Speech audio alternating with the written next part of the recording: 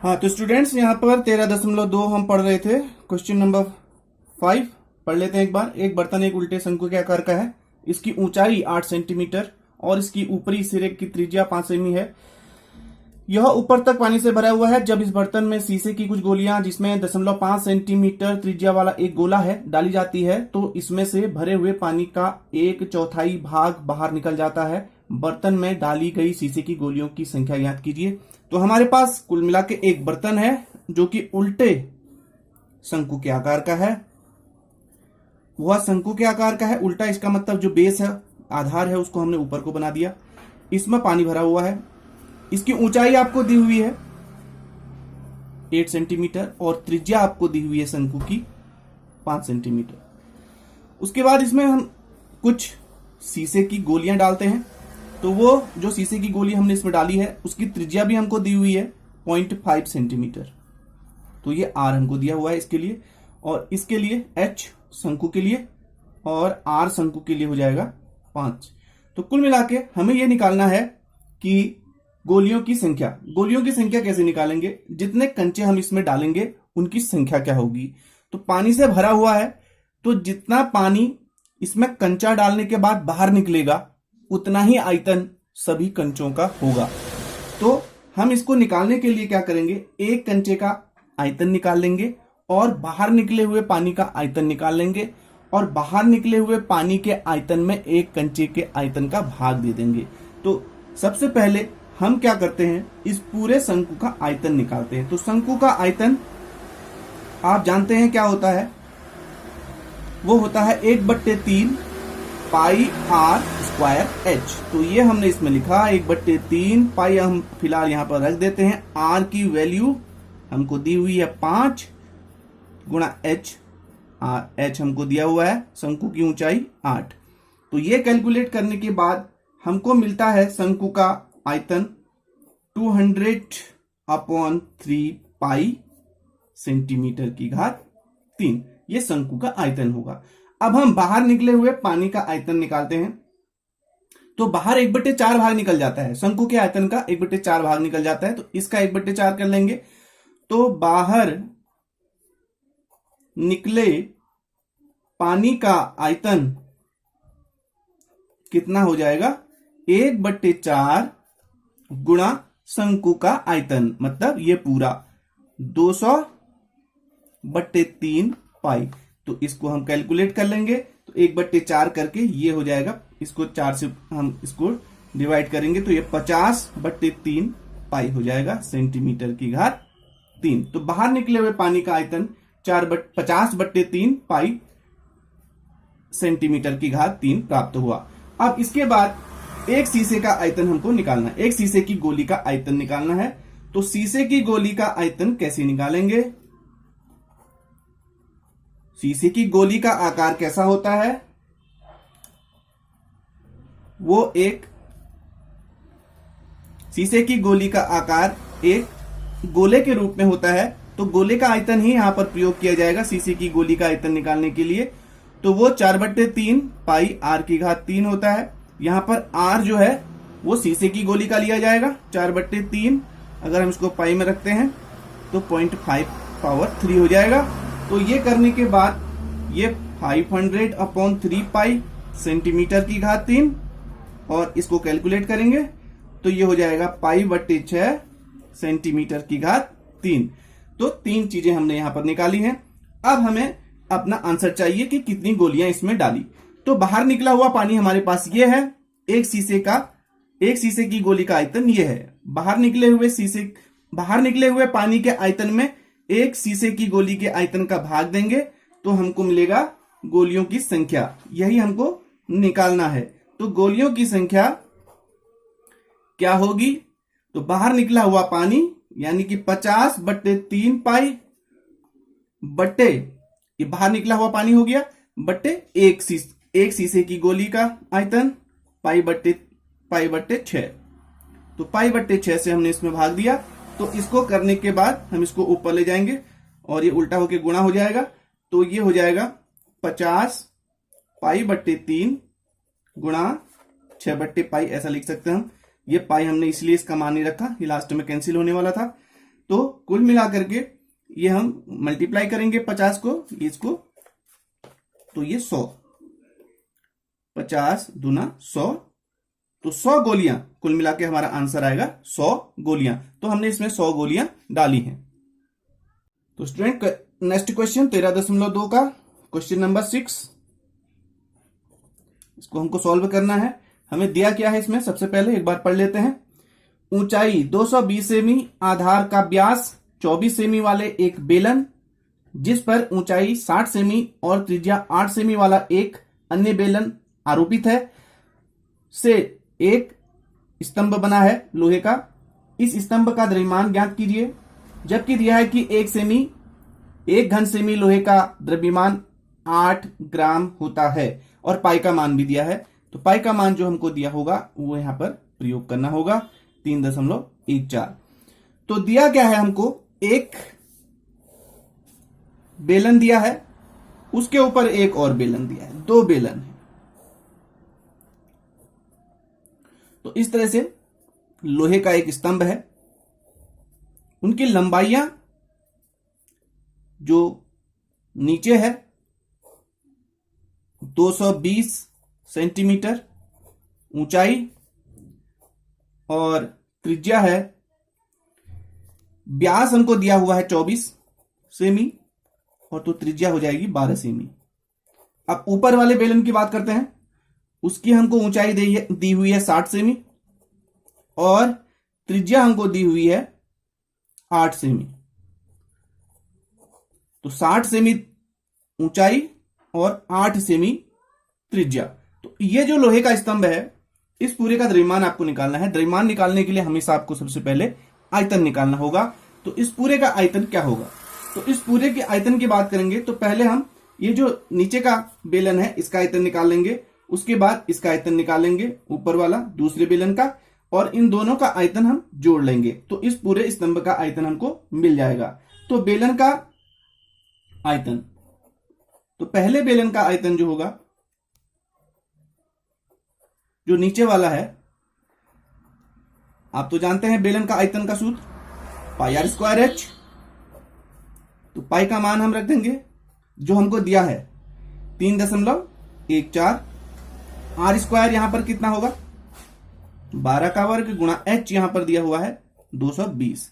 तो ये सब मल्टीप्लाई करने के बाद कितना प्राप्त होगा, 31,680 गुणा 3.14।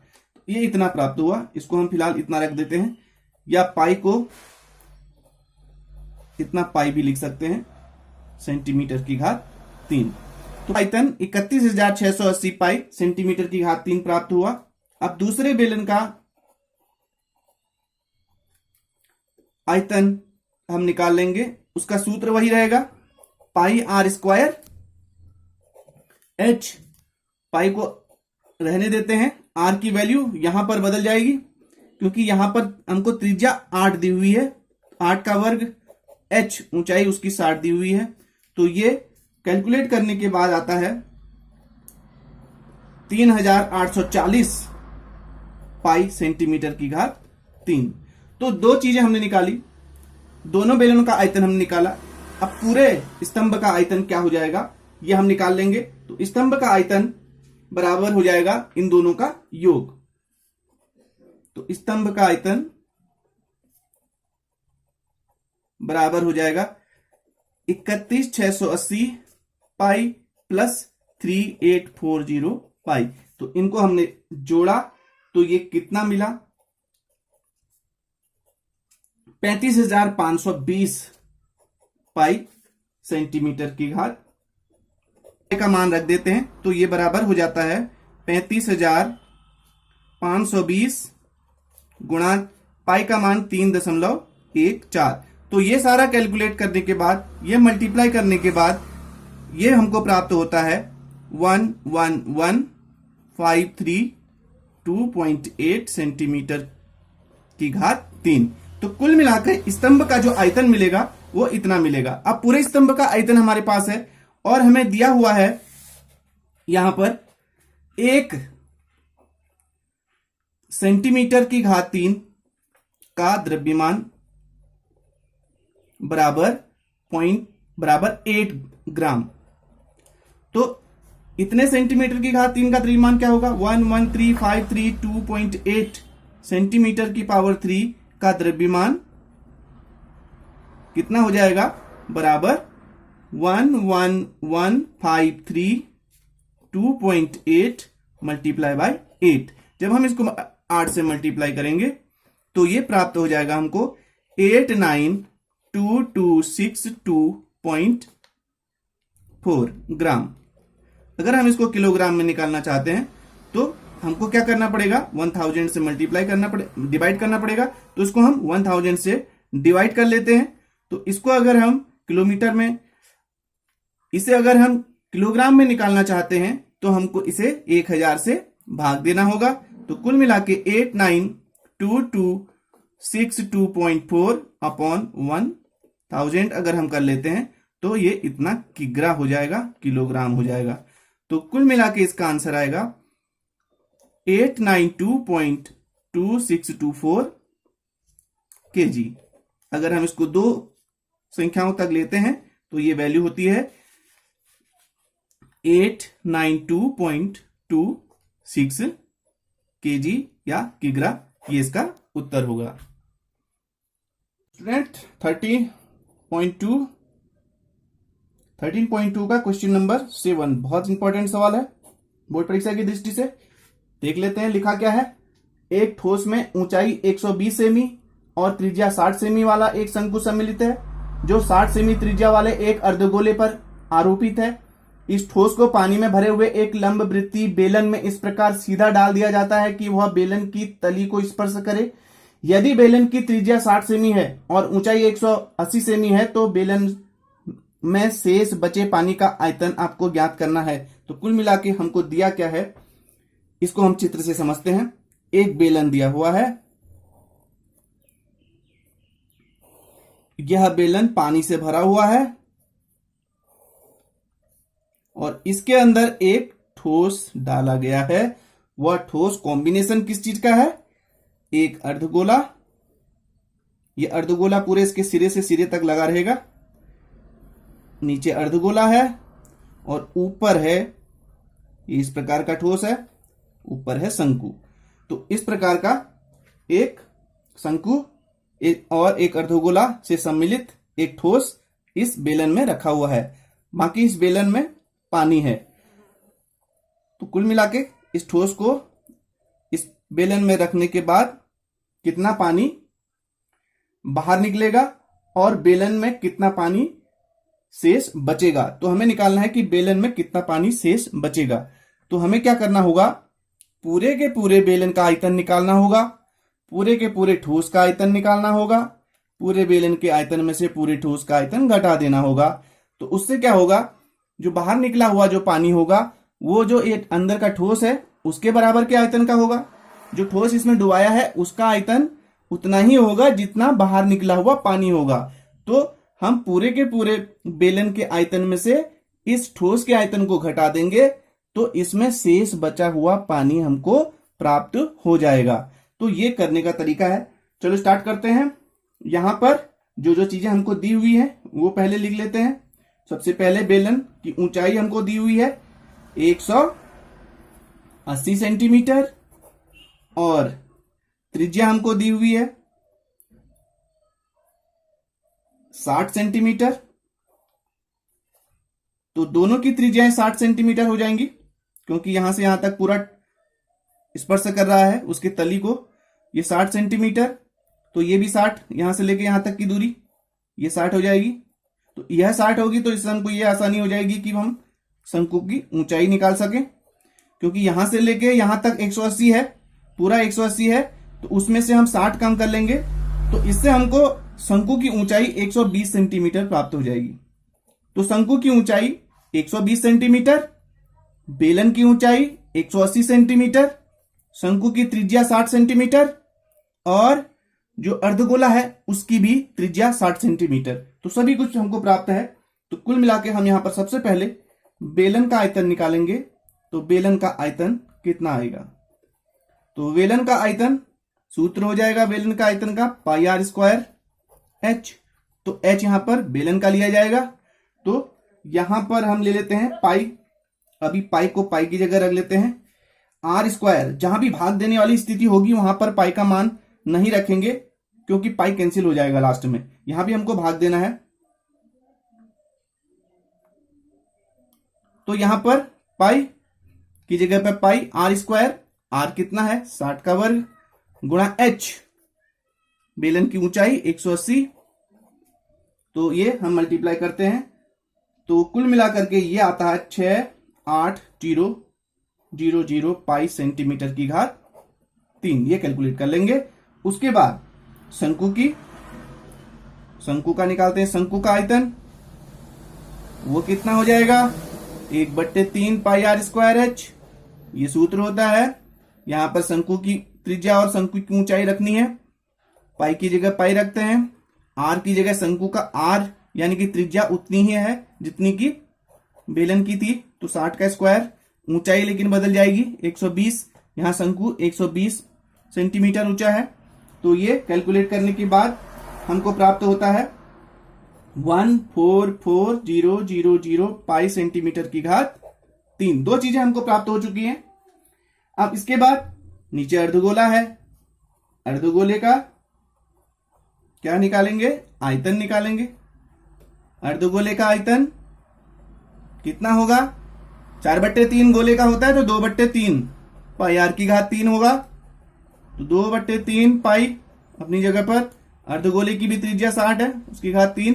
तो ये कैलकुलेट करने के बाद अर्धगोले का जो आयतन आता है 144000 पाई सेंटीमीटर की घात 3। तो ये 3 चीजें हमको प्राप्त हो चुकी हैं। अब यहां पर शंकु और अर्धगोले से मिला हुआ जो ठोस है उसका आयतन निकालते हैं, यानी इन दोनों को हम जोड़ देते हैं। तो ठोस का आयतन निकालना आवश्यक है, क्योंकि उतना ही पानी बाहर जाएगा। तो बाहर निकला हुआ पानी अगर हमको प्राप्त हो जाएगा तो बचा हुआ पानी भी हम निकाल लेंगे। तो ठोस का आयतन इन दोनों का योग, इन दोनों को जोड़ लेंगे। 144000 प्लस 144000, तो दोनों बराबर है 144000 144000। दोनों में पाई भी है, तो इनको जोड़ेंगे तो कितना पाई हमारे पास हो जाएगा, दुगुना हो जाएगा 288000 पाई सेंटीमीटर की घात 3। तो कुल मिला के हमको, हाँ तो स्टूडेंट्स, जो ठोस का आयतन होगा वही विस्थापित पानी का आयतन होगा। तो विस्थापित पानी का आयतन कितना होगा, जो ठोस का आयतन होगा। ठोस का आयतन कितना है 288000 पाई सेंटीमीटर की घात 3। तो जो विस्थापित पानी का आयतन है, जो पानी बाहर निकला है, उसका आयतन कितना होगा, उतना ही होगा जितने ठोस का आयतन होगा। तो ये तो बाहर निकला हुआ पानी है, और कुल पानी कितना है, बेलन के आयतन के बराबर है। तो बचा हुआ पानी कितना निकलेगा, बेलन के आयतन में से बाहर निकले हुए पानी के आयतन को घटा देंगे, तो हमको प्राप्त हो जाएगा बचा हुआ पानी। तो शेष बचे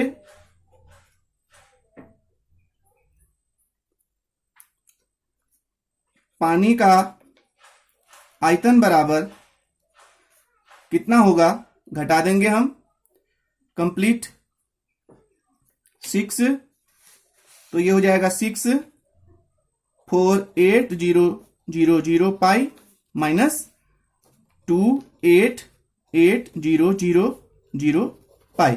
तो ये घटाने के बाद हमें प्राप्त होगा 360000 पाई सेंटीमीटर की घात 3। तो हमने बेलन के आयतन में से अर्धगोले और इस शंकु के आयतन का जो कॉम्बिनेशन है, यानी कि इस ठोस का आयतन हमने घटाया। तो पूरे के पूरे बेलन के आयतन में से ठोस का आयतन घटाने के बाद जो प्राप्त होगा वो शेष बचे हुए पानी का आयतन होगा। तो यहां पर हमारा आंसर होगा 36000 पाई सेंटीमीटर की घात 3। अगर इसको घन मीटर में प्राप्त करना चाहते हैं तो वो भी हम निकाल सकते हैं।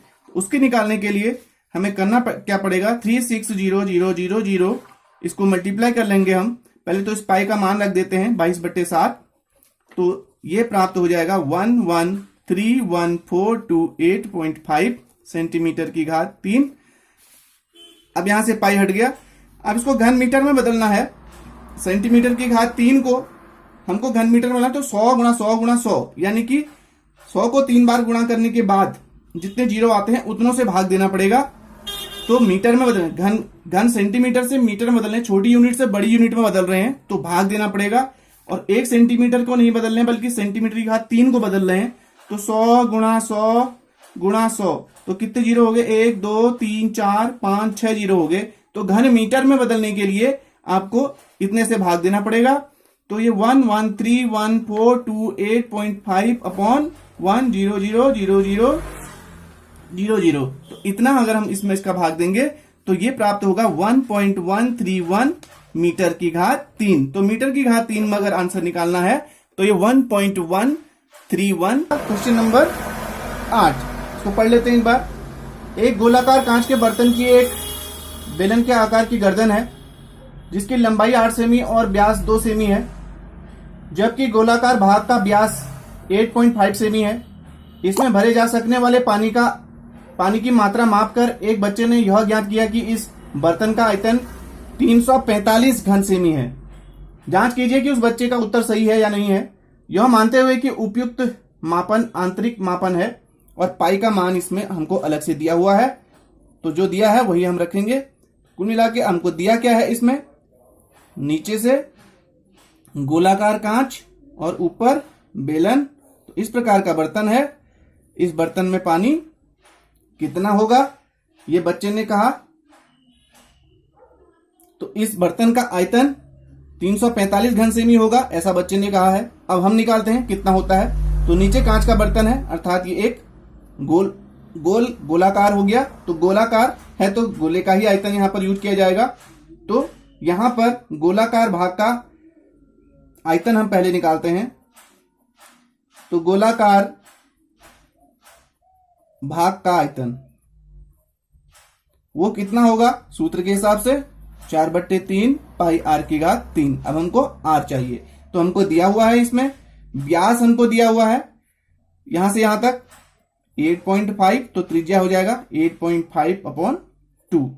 तो इसका मतलब है कि ये हो जाएगा 17/4, क्योंकि 8.5 मतलब है 8 इंटू 1/2, तो ये बराबर 17/2। अब इसका भी आधा करना है तो इसको आधे से मल्टीप्लाई करेंगे तो ये 17/4 हो जाएगा। तो 8.5 को हम ऐसा लिख सकते हैं, 8.5 इक्वल टू 8 इंटू 1/2, तो ये हो जाएगा 8 दूना 16 और 1 17/2। 17/2 तो इसका व्यास होगा, फिर उसका भी आधा करना है, तो 17/2 का आधा 17/4। तो कुल मिलाकर के जो गोलाकार भाग है उसकी त्रिज्या जो हो जाएगी वो 17/4 हो जाएगी। पहली चीज ये जो हमें यहां यूज करनी है, तो ये हो जाएगा 4/3 गुणा पाई।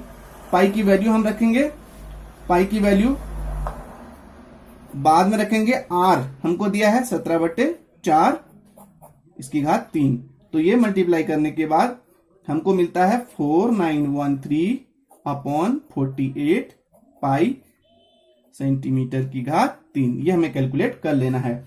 उसके बाद ऊपर जो है, ऊपर का भाग हमारे पास बेलन है, तो बेलनाकार भाग का आयतन हम निकालेंगे। तो बेलनाकार भाग का आयतन, तो बेलन का सूत्र हम लगा लेंगे यहां पर पाई आर स्क्वायर। बेलन के आयतन का सूत्र पाई आर स्क्वायर एच। तो पाई की वैल्यू पाई आर स्क्वायर।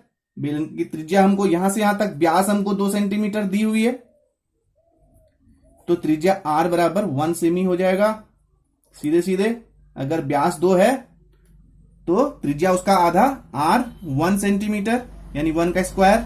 और ये ऊंचाई हमको यहां से यहां तक दी हुई है, ये है 8 सेंटीमीटर, तो यहां पर 8 लिख देंगे। ये बेलनाकार भाग के लिए ऊंचाई होगी, तो ये हो जाएगा 8 पाई। तो दोनों का आयतन निकल गया। नीचे गोलाकार ऊपर बेलनाकार। तो इन दोनों का आयतन हमें मिल गया है। तो इस पूरे का आयतन कितना हो जाएगा? तो इस बर्तन का आयतन इन दोनों का योग के बराबर होगा।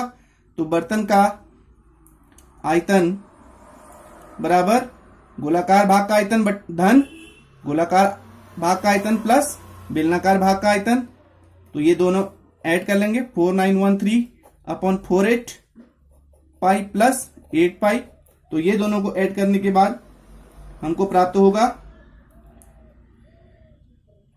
4913 प्लस 384 अपॉन 48। इसको इसे मल्टीप्लाई कर देंगे 8 64 8 चौको 32 33 34 35 36 37 38। तो इतना आ जाएगा, इतना पाई होगा। तो पाई को यहीं रख देते हैं बाहर अभी दोनों में से। तो दोनों को ऐड करने के बाद हमको मिलता है 5297 अपॉन 48 पाई। तो ये मल्टीप्लाई करने के बाद पाई से मल्टीप्लाई कर लेंगे इसको। तो ये हो जाएगा 5297 अपॉन 48 3.14 रखना, 3.14 ही रखना है क्योंकि हमको सवाल में दिया है पाई का मान 3.14। याद रखिए पाई का मान हमेशा 22/7 नहीं होता, कहीं कहीं पर 3.14 भी होता है। तो यहां पर हम इससे मल्टीप्लाई करेंगे तो कुल मिलाकर के ये वैल्यू आ जाएगी 16632.58 अपॉन 48। इसको डिवाइड करेंगे तो ये होगा 346.51 सेंटीमीटर की घात 3, जबकि बच्चे ने बताया था 345।